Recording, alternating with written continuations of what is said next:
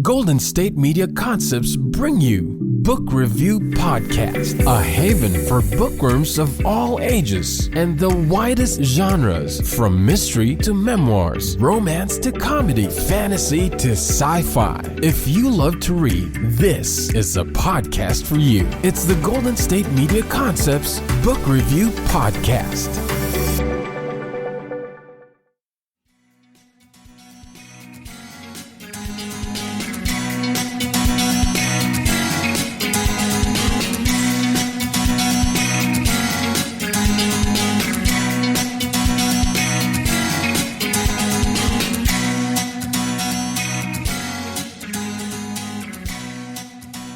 Hello and welcome to the GSMC Book Review Podcast, brought to you by the GSMC Podcast Network. I'm your host, Sarah. Happy Tuesday, happy February.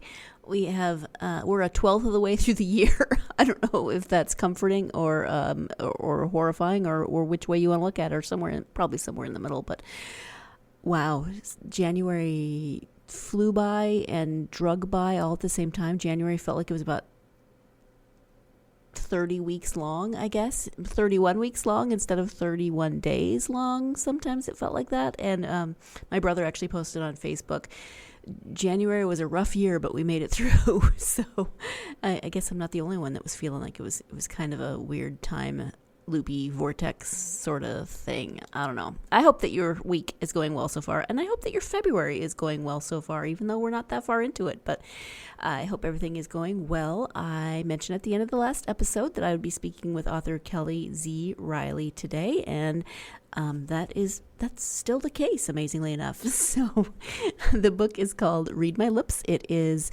contemporary romance, and let me go ahead and give you the description from the back of the book. Claire Lennox thought she would have it all until trusting the wrong man destroyed her career, her reputation, and her heart. Now, as director of a literacy foundation, she has new ambitions. But when a sexy client tempts her to love again, does she dare? Billionaire chocolatier Clayton McLean risks everything, even his heart, when he goes incognito, hoping to overcome the dyslexia that haunts him and threatens to destroy his carefully crafted image. They're perfect for each other, except for one little thing, the billion-dollar deception that lies between them.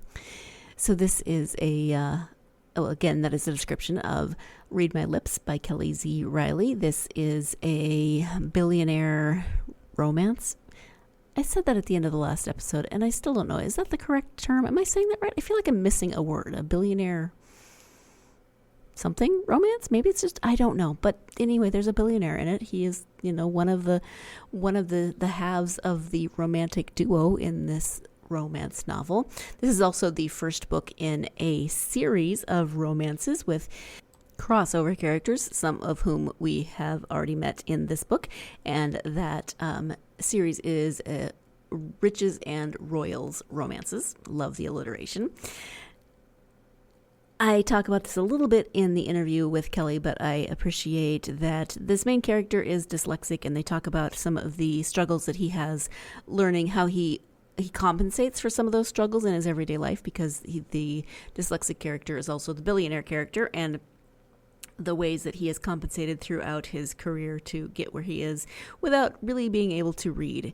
And I know someone who I care about very deeply who has struggled with some similar issues, and they have come up with utilize some similar coping mechanisms. And so I recognized that, and it was just nice to see that representation in this book. So thank you to Kelle for that.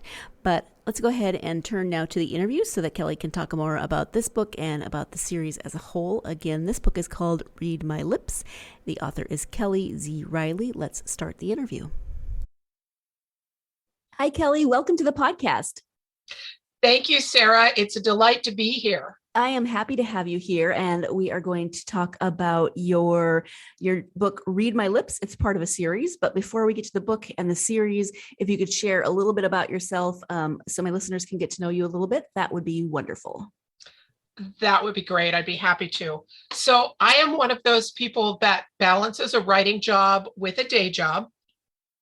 And so there are some interesting tidbits about both, but my writing job I've been doing for about 20 years, the day job for about 30.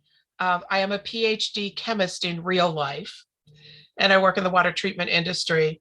And in my fantasy job, my favorite job, I write romance fiction and mystery fiction. And I just love meeting readers, and I love points of intersection between my two worlds. A PhD chemist and a romance writer. So I mean, I know there's got to be something in there that millions of comments that I could make, but I will not. So once upon a time, one of my bosses asked me what I wrote, and I told him, and I actually toned it down, and I said women's fiction. And he looked at me and he said, "Why don't you write science fiction?" And I said to him, "Do you really want to wonder if my research reports are all made up?" Yeah. He didn't appreciate the comment very much. So I later killed him in a book. Nice. Very, very good. I mean, I would have probably just started turning in my, I'd have 2 copies of my research reports, one written in the style of science fiction and the real one. Well, that could be an interesting twist. I didn't think about that. And then maybe he wouldn't ask again. That's right. So the book is called Read My Lips. It is the first book in a series, The Riches and Royals Romances. That's the series. So can you talk a little bit about, let's start with the book. Can you give an overview of the story? I'd be happy to give an overview of the story. It actually started as, unlike many authors, I don't dread titles, and I start thinking about titles first. But the grain of the idea for the story came to me from a title, which at the time I was calling A Literary Affair. I wanted to have a whole series of alphabet affairs, so 26 books, right? And the kernel of this was, as writers and readers, we all love books. And I wanted to turn things on its head and say, what if there was a hero who had difficulty reading and couldn't enjoy the things that we enjoy? So in Read My Lips, I pair my billionaire, who happens to be dyslexic, with a literacy teacher to work together as he goes undercover in a last-ditch effort to try to figure out why no one else has been able to help him conquer the dyslexia to the point where he can read some personal items that he wants very much to read. So that is how they meet. And of course, he's pretending to be somebody else because he doesn't want knowledge of who he is to interfere with either his learning or getting out to the press about his dyslexia, which he's hidden, or any relationships that he happens to develop.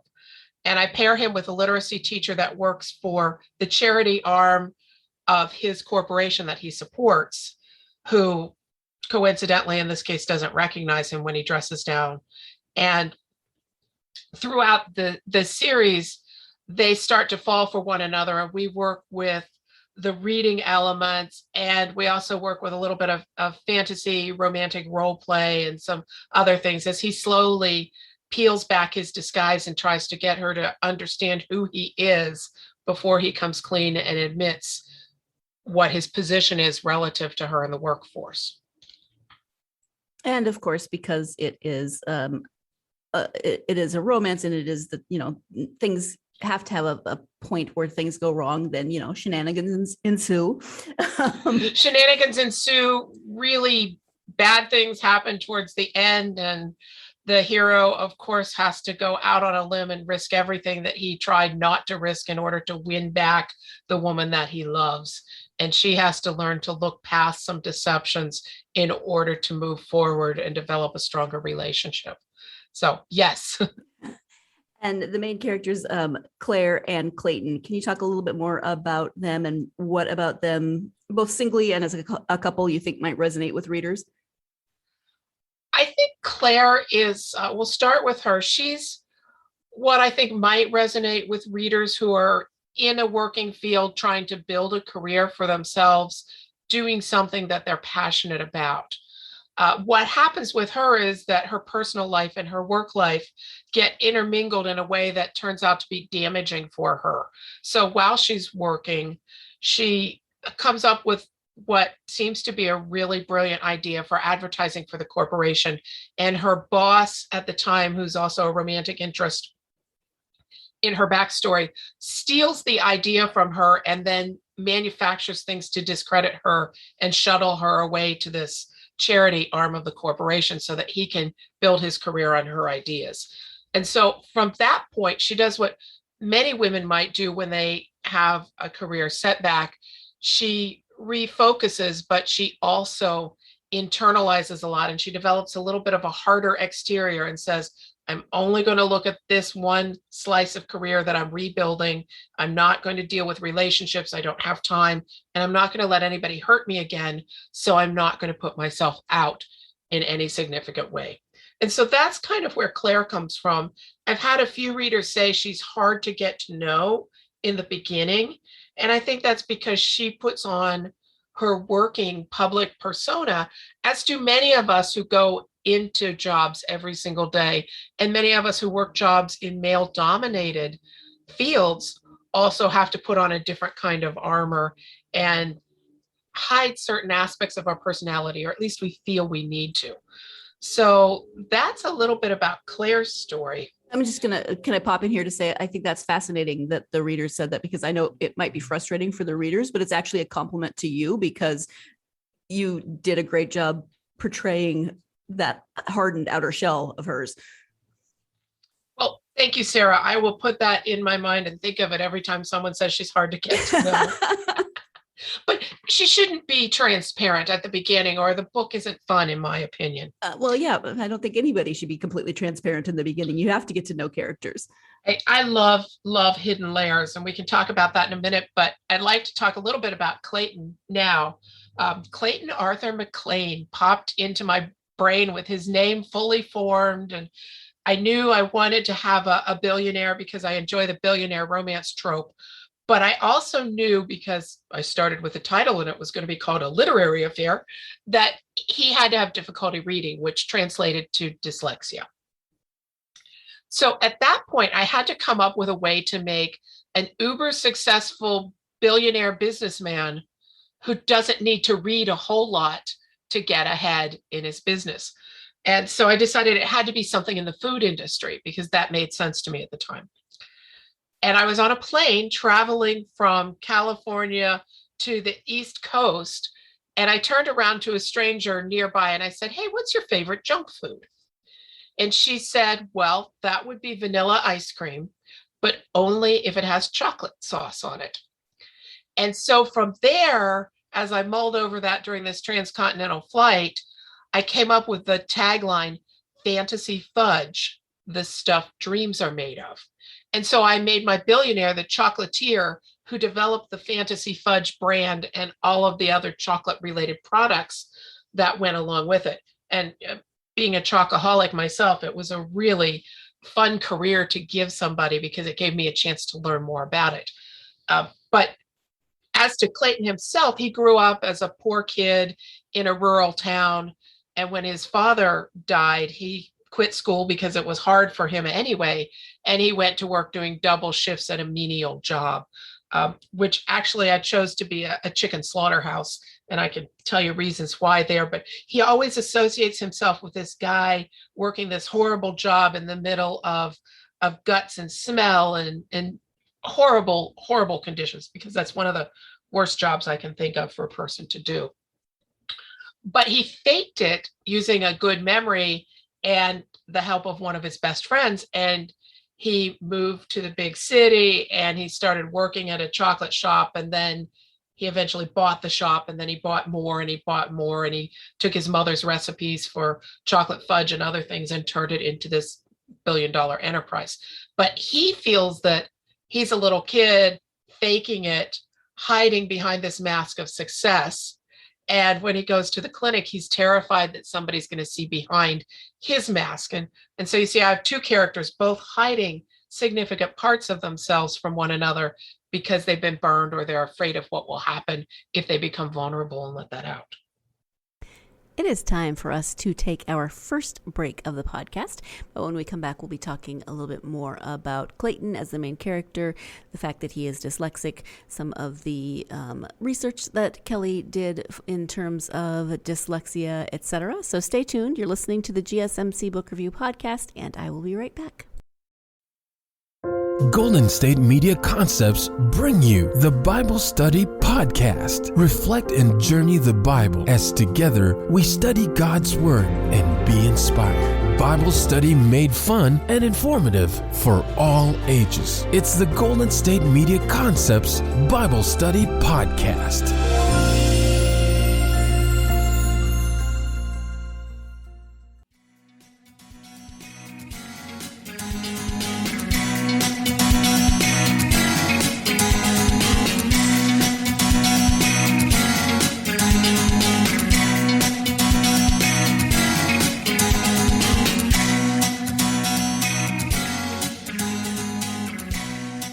Welcome back to the GSMC Book Review Podcast. I am speaking today with author Kelle Z. Riley about her Riches and Royals romance series, especially the first book, Read My Lips. Let's go ahead and return to that interview. And we'll talk a little bit about the research you may have done for parts of the book in a minute, but I did want to commend you on some of the research that you did surrounding dyslexia. There is someone in my life who has dyslexia, and so I wanted to commend you on some of the research that you did surrounding dyslexia, because many of the coping mechanisms that Clayton uses, I'm familiar with from the person in my life. So it was kind of, I don't know if it was nice, but it was good to see someone represented, and using those same coping mechanisms that I'm familiar with from the person in my life. Well, one of the things that I wanted to get across to readers is that this is a very intelligent man who has a lot of skills.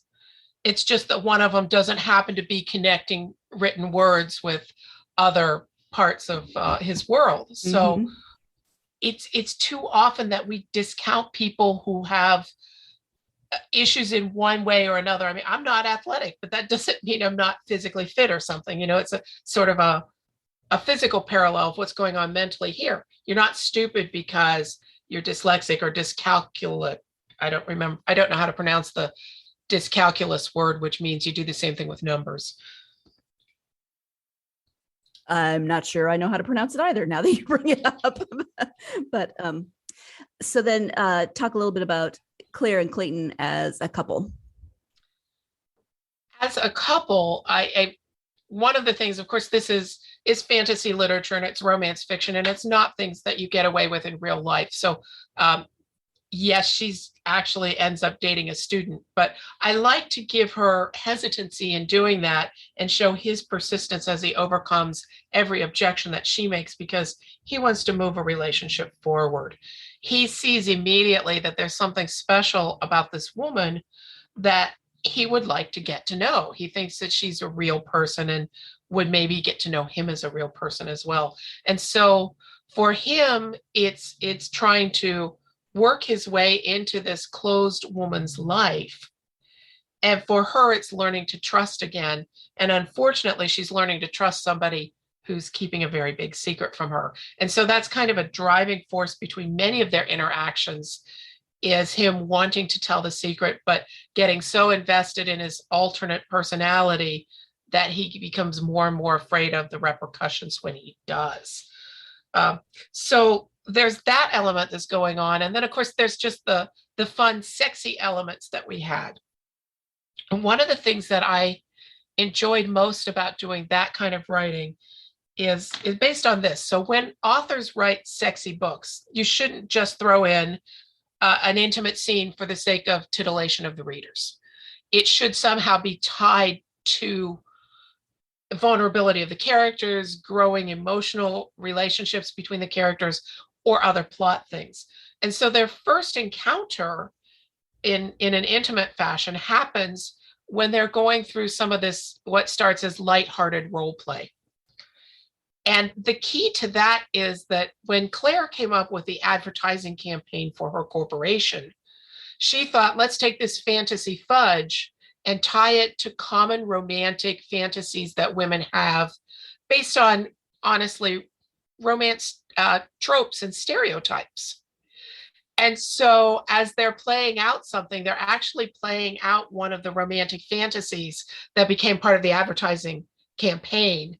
And it's words and phrases and things that happened during their first love scene that begin to make Clayton realize that there's something more to this woman, and he begins to unpack what he knows of her and find out who wronged her in the past and try to make up for that. And so I really liked adding those elements as well. And in terms of research, which we've talked about a little bit, what types of research did you do for this book? Well, you mentioned the dyslexic research, and I did a lot of that by reading and searching out sources and learning about people who have and have coped with dyslexia over the years. I actually got the idea for tactile learning from a friend of mine who said when she helped her children learn to do their spelling tests, she would take a wax crayon and write the words out in wax crayon and have her children feel the shape of the letters as well as say them and listen to them. And that helped them with their spelling tests. So that was a place where real life added a little bit. But I have to say that the absolute most fun research on this was researching the chocolate factors. I learned everything about chocolate production, well, many things about chocolate production, all the way from harvesting the cacao pods to turning them into what we think of as chocolate.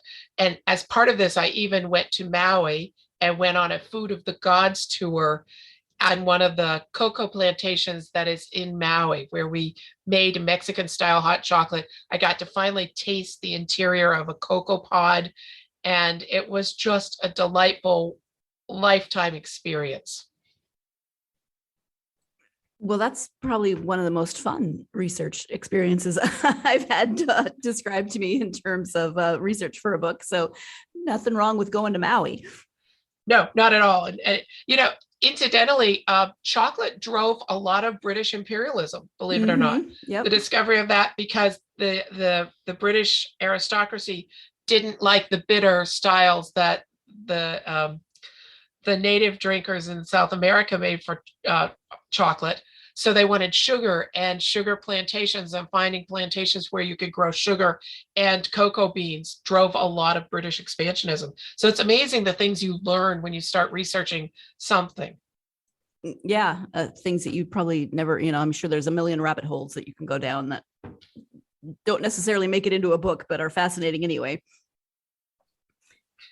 Exactly. Now, one thing I didn't have to research was what large companies are like in certain aspects.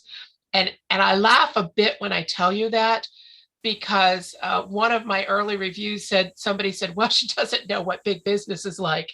And I thought to myself, well, I worked in a major corporation for 18 years, so I know what the big business I was involved in was like.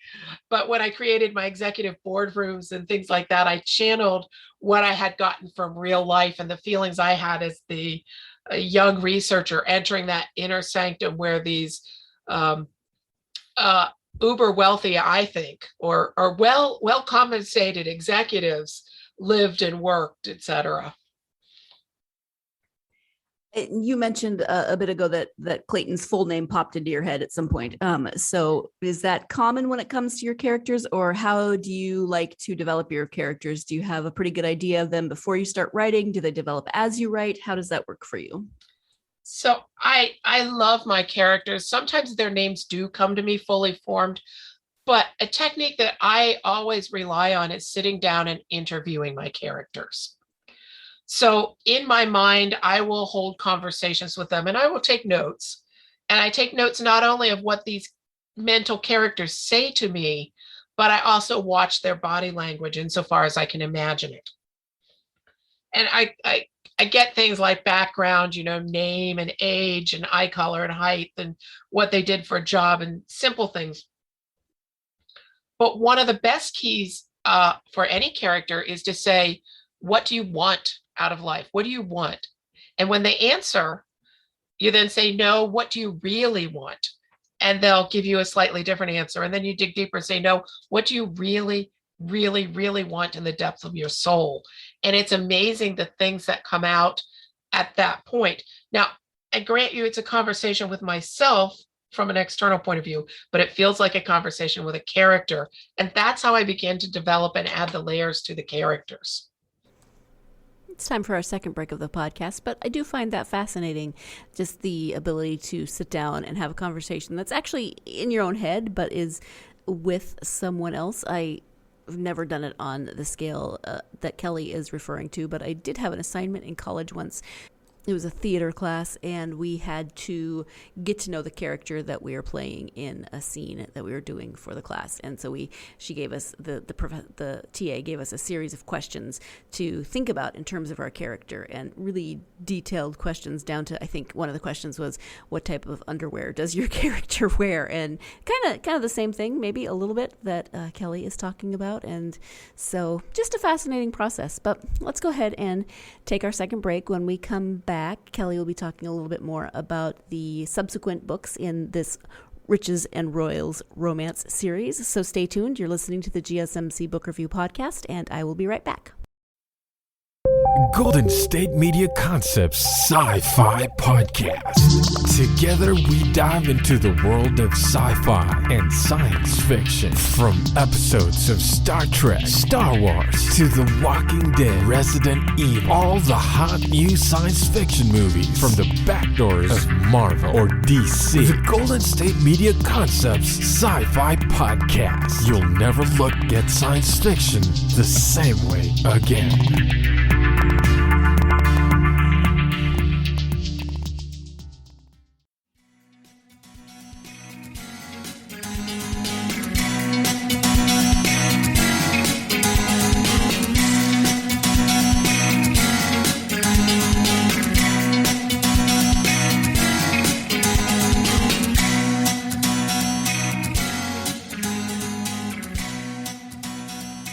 Welcome back to the GSMC Book Review Podcast. My interview today is with author Kelle Z. Riley about her Riches and Royals romance series. Let's return to that interview. This is part of a series, the Riches and Royals romances. Can you talk about the inspiration for the series as a whole? Well, I find the billionaire romances are fun fantasies for me. I also find royal romances are fun fantasies. And I know a lot of women these days like the cop romances or the mafia romances or the cowboy romances, but that's never quite been the core of the fantasy that I find fun and relaxing and escapism. So I probably watch every holiday Hallmark movie that's got a prince in it. And I needed to write my own prince based on this. So while I took the billionaire, a young prince was forming in my mind, and he had an interesting background. It turned out that this man lived in a Caribbean island that was settled by exiled Greeks. And he was the perfect foil for the best friend of the heroine in Read My Lips. So in Read My Lips, Claire has fun with her friend Jill, who believes that she needs to find a rich husband for whatever reasons she has to help support her family. And so I thought, I want to pair Jill with this prince, but again, I want her to not know who he is at the beginning when they start. And so from there, I started developing the entire royal family, and that gave me a variety of characters to play with as the series continued on. Now, being a complete geek, I decided that I needed to develop a language for this group of people. And it was also pivotal to one of the plot points in one of the subsequent stories. So we also developed a language. And then just within the past year, a young friend of mine who is an extraordinarily talented composer has written a national anthem for me that he is now getting played and ready to release into social media with diverse artists playing parts of this all together. That is crazy cool. I mean, that's above and beyond for creating a backstory and creating a world. So very cool. Do you have an idea of how many books will be in the series? At the moment, there are 4 completed books in the series.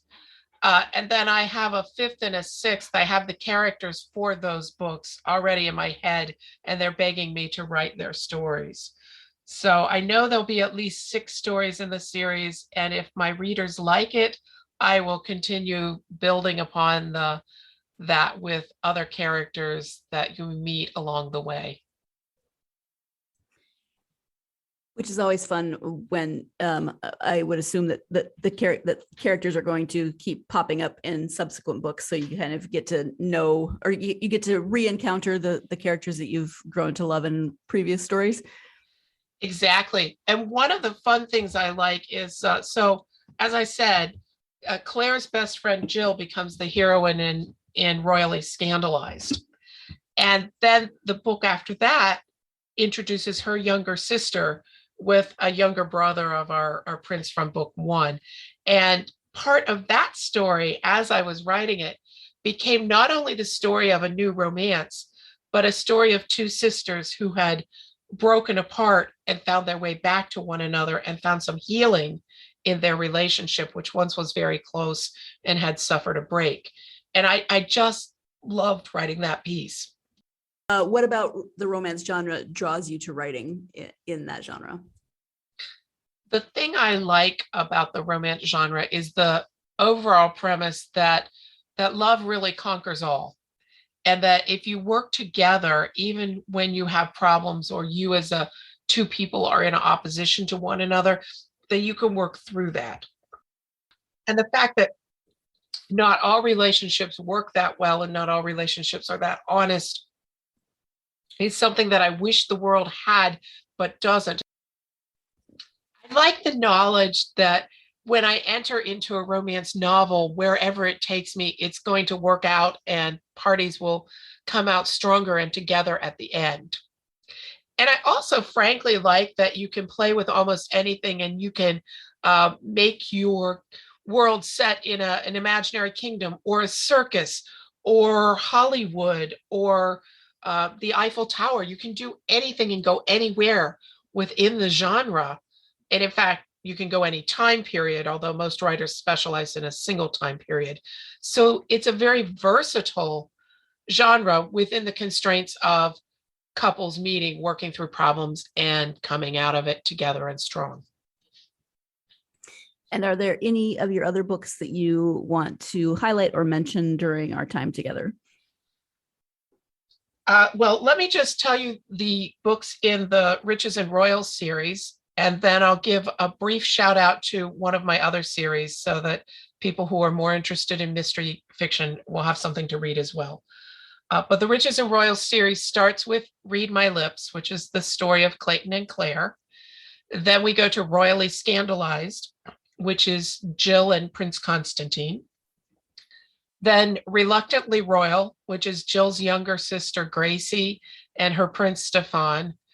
From there, we go to Counterfeit Commoner, which is kind of a mashup between Roman Holiday and It Happened One Night, if any of your listeners happen to like old movies, old classic movies, where a young royal runs away and finds love in the common life. And then for those who don't care for romance fiction as much or who want something in addition to that, I do have an Undercover Cat mystery series, which features a scientist who finds her boss dead, tries to figure out who killed him, and then discovers that one of her coworkers is an undercover agent.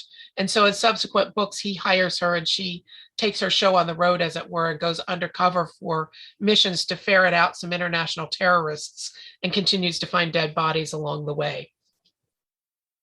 Because, of course, you have to keep finding dead bodies along the way or it's not a mystery series. Well, and the thing I did with the mystery series was I set it around this spy team that is kind of mobile. So I don't have to have a small town where any new person that shows up is going to die. Oh, good. Yes, I always worry about those towns, or I know I wanted to avoid the Cabot Cove syndrome. Or but I also think, when series are really popular like that and there's 20 books or what have you, and this same person keeps finding dead bodies no matter where they go, I'm like, maybe we should be looking at this person instead. Actually, one of my mentors and a very good friend of mine said, I think one day I'm going to end my long-running series by having the sleuth confess to being a serial killer and say that she did it all. See, that would make perfect sense to me. Yes, yes. I will not say the name of this mentor or this series because I don't want any of her fans to Oh, yeah. follow along that. But I thought it was just a hilarious take. They would take that and run with it. They could, Yeah. and I won't do that to her. Yeah. So in terms of writing, I know you said you've been writing for a long time, but is it something that you've always wanted to do, or what led you to deciding to write for publication? So I am one of those people that have always told stories to myself. I grew up and there were my household and childhood situation involved a lot of people arguing over things. And I was not an arguer. I was a peacemaker. And so oftentimes I would step back from that and I would create a fictional world for myself. And I would enter into this fictional world of daydreams and stories. And so I began storytelling that way. And then as I grew and went through school, I realized that I also loved words. I love the sound of words. I love the way you make sentences that evoke emotions. And I found all of that fascinating. And I would play with words and write research reports that were more dynamic than perhaps they should have been, and then rewrite them to be staid and boring. But somewhere along the line, I decided that it would be fun to try to write. And I had recently married at the time, and my husband said, "You should do it. Just go for it." And so I plunged in and started.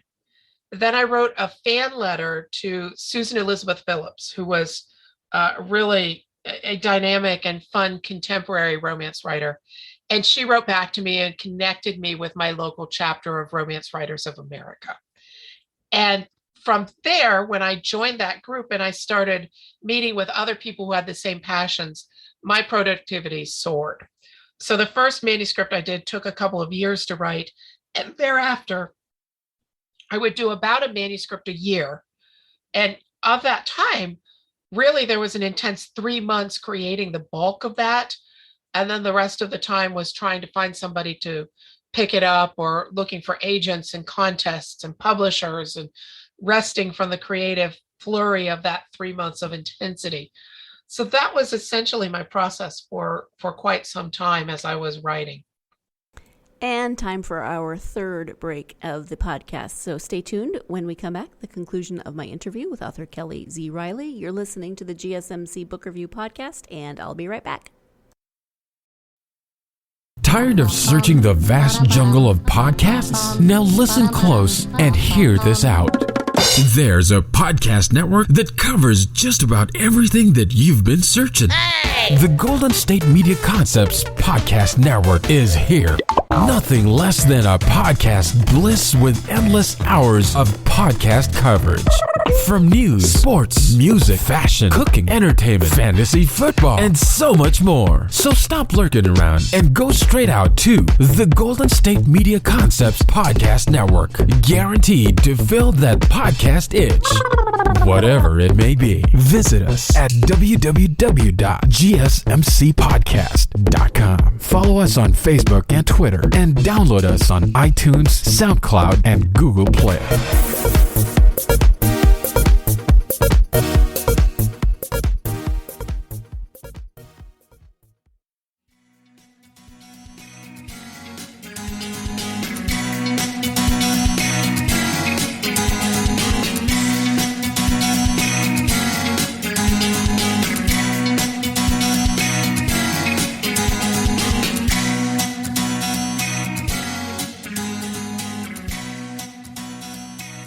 Welcome back to the GSMC Book Review Podcast. Before the break, Kelle was talking in part about writing a letter to Susan Elizabeth Phillips, another author, and the response that she got from that author. So let's go ahead and return now to the interview.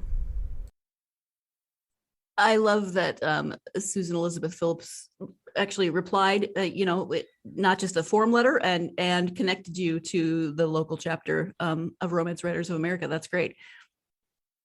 Yeah, that was, I learned a lot of things from her over the years.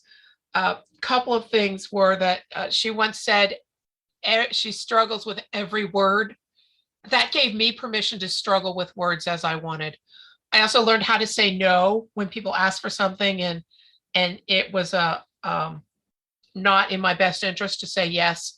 And then other mentors, Lindsay Longford was a published author mentor there, and the late Kathy Linz, who both or all three constantly reminded the newer ones of us to honor our own process and not let someone else tell you how to write your book. And that's advice that I have passed on in as many forms and in as many ways as I can to newer writers, because it's important for them to understand that we can all offer opinions, but it's your book and you need to follow your path. Mm-hmm. Which segues nicely to my follow-up question, which is, do you have advice for aspiring authors? And you just gave some, but are there other things that you would say to aspiring writers? There are other things and I'm going to channel Kathy Linz again, because she taught me these words, and it is set goals that you can control.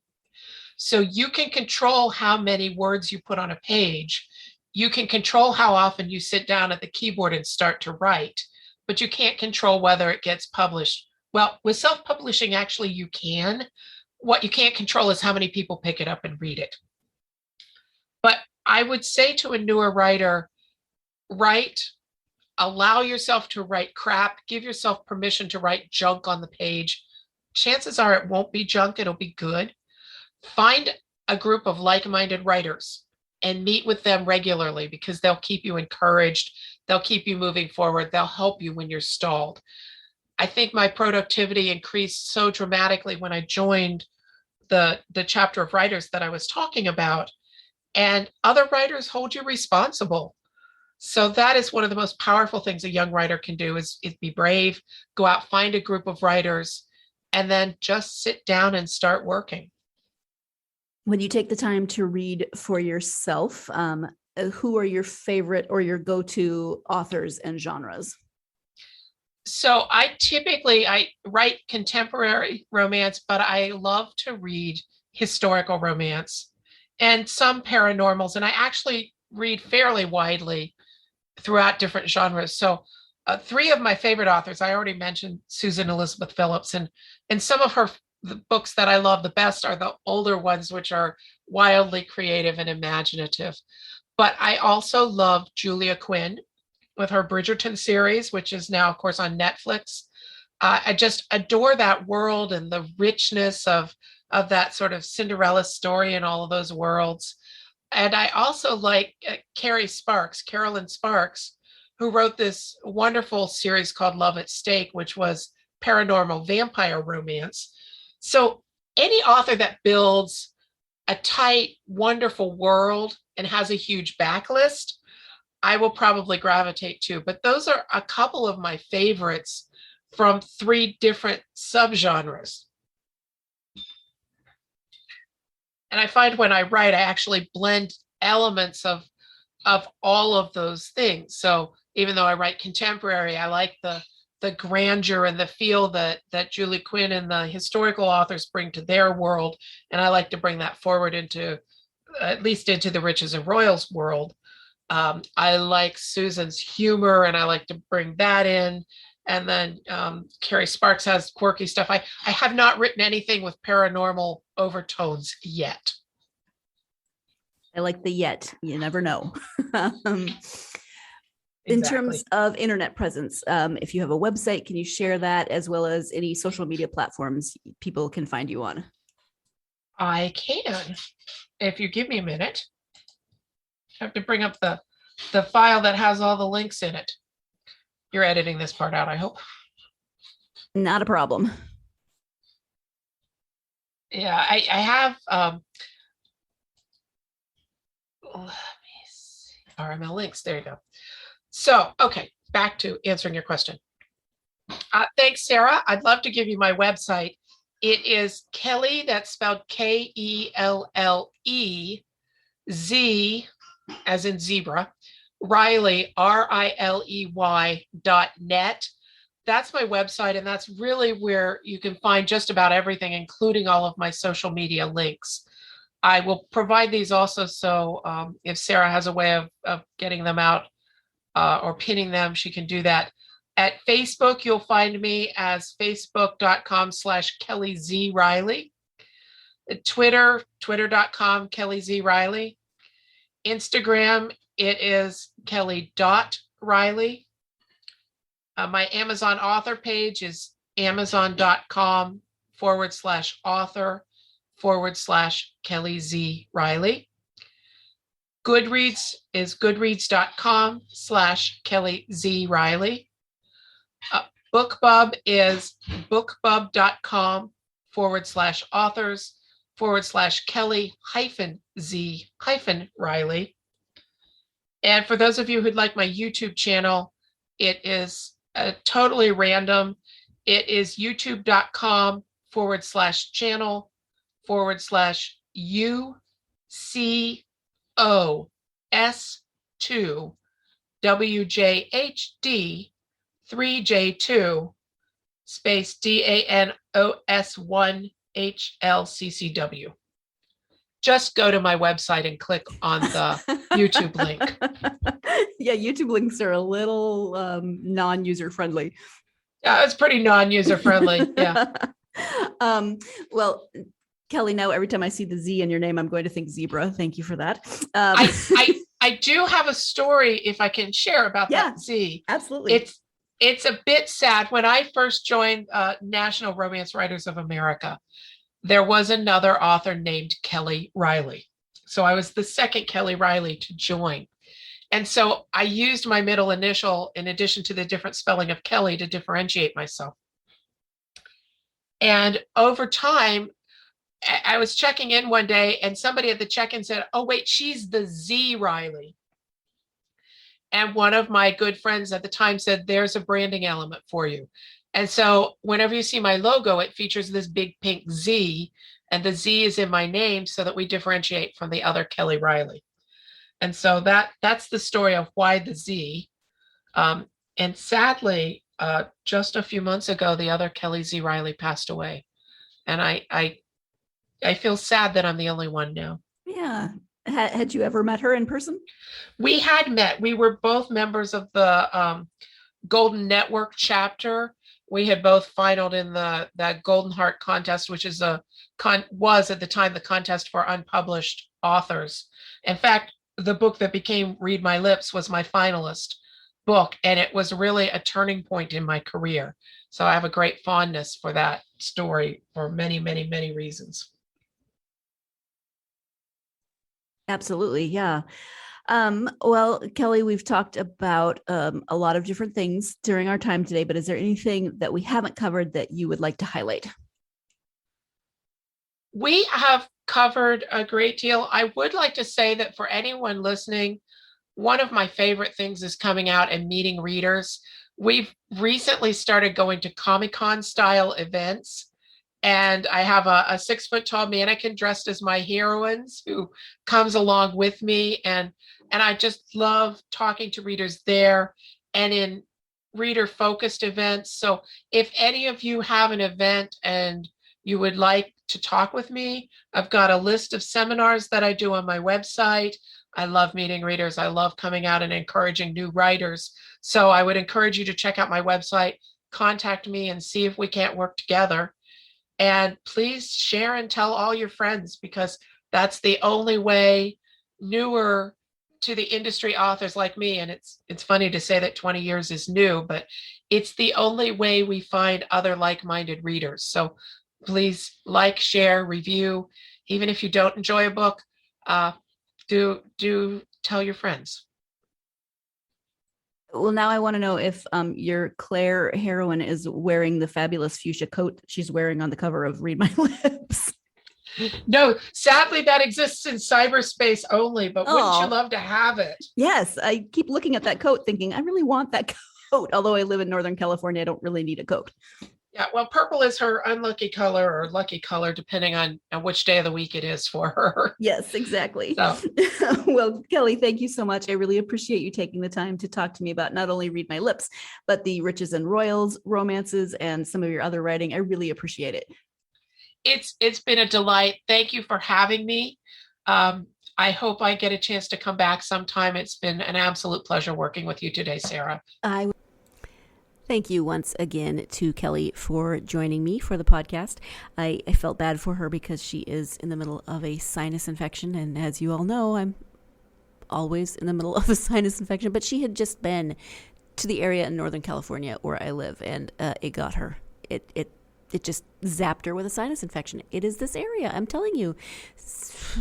When I first moved here, people were so gleeful to tell me, do you have allergies? You will now. Which I've had allergies forever, so it wasn't anything new. But the sinus infections, oh my goodness. Yeah, crazy. Anyway, I felt bad for her. And so if we both sounded congested, that's why. Sinus infection twins. Thank you, Kelle, for joining me on the podcast to talk about the Riches and Royals romances series, especially the first book of the series, Read My Lips. If you are a fan of romances and you like series, if you're a fan of the billionaire romance trope, then this is definitely a series that you should check out. And if you're a fan of romance, contemporary romance, but you haven't tried the billionaire romance trope, then you should check this out. I mean, try a new series, see, find an author that maybe you haven't read before. All good stuff. Speaking of romances, we are sticking with that theme for the next interview, which will be next Tuesday. I will be speaking with author W.L. Hawken about the first book in her new series, Lure. And this book is about Jesse and Hawk, and that's actually the name. I think it's the Lure series. I'll learn more when I speak to the author, but Lure, and then subtitled Jesse and Hawk. So if you want to look into that. And she's also got another series, the Hollystone Mysteries, which we might talk about, we might not. I don't know. I haven't spoken to her yet. So join me for that next interview when I will be talking to author W.L. Hawken. In the meantime, I hope you're having a great week. If you are a fan of this podcast, please do me the favor of leaving a review. That really does help us to get the podcast out to more listeners. Also, if you're not doing so already, please do follow the podcast on social media, Facebook, Twitter, Instagram, and TikTok. Love to hear from listeners and hear what you're reading. So do follow us on social media. Again, I hope you're having a great week. I hope your February is going really well, but I especially hope that today and the rest of February, the rest of the year, affords you plenty of time to get yourself lost in lots of good books. Thank you. You've been listening to the Golden State Media Concepts Book Review Podcast, part of the Golden State Media Concepts Podcast Network. You can find this show and others like it at www.gsmcpodcast.com. Download our podcast on iTunes, Stitcher, SoundCloud, and Google Play. Just type in GSMC to find all the shows from the Golden State Media Concepts Podcast Network, from movies to music, from sports to entertainment, and even weird news. You can also follow us on Twitter and on Facebook. Thank you, and we hope you have enjoyed today's program.